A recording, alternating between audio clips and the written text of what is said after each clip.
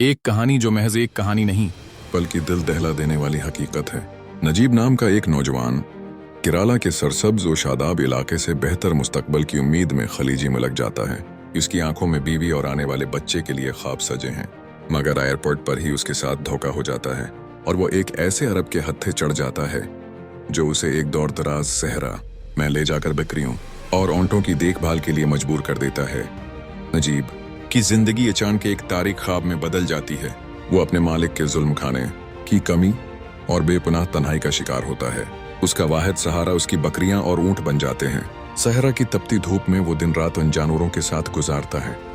وقت گزرنے کے ساتھ وہ خود کو انسان کی بجائے ایک جانور کی طرح محسوس کرنے لگتا ہے۔ اس کی امیدیں اور خواب دھندلے پڑ جاتے ہیں۔ سالوں کی مشقت اور اذیت کے بعد اسے ایک موقع ملتا ہے۔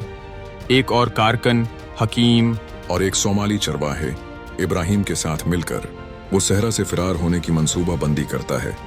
تینوں ایک رات موقع پا کر بھاگ نکلتے ہیں۔ صحرا میں کئی دنوں کا سفر شروع ہوتا ہے جہاں انہیں بھوک اور پیاس کا سامنا کرنا پڑتا ہے۔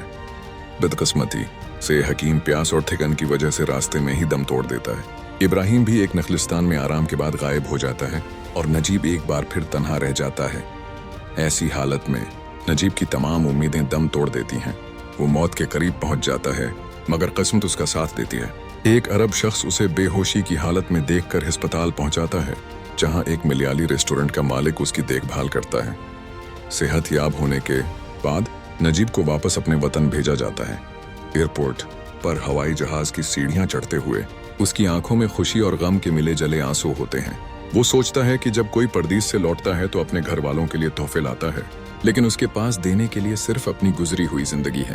وہ اپنی بیوی اور اپنے بچے سے ملنے کے لیے بے تاب ہے، اور یہ کہانی ہمیں اسی نامکمل احساس پر چھوڑ جاتی ہے۔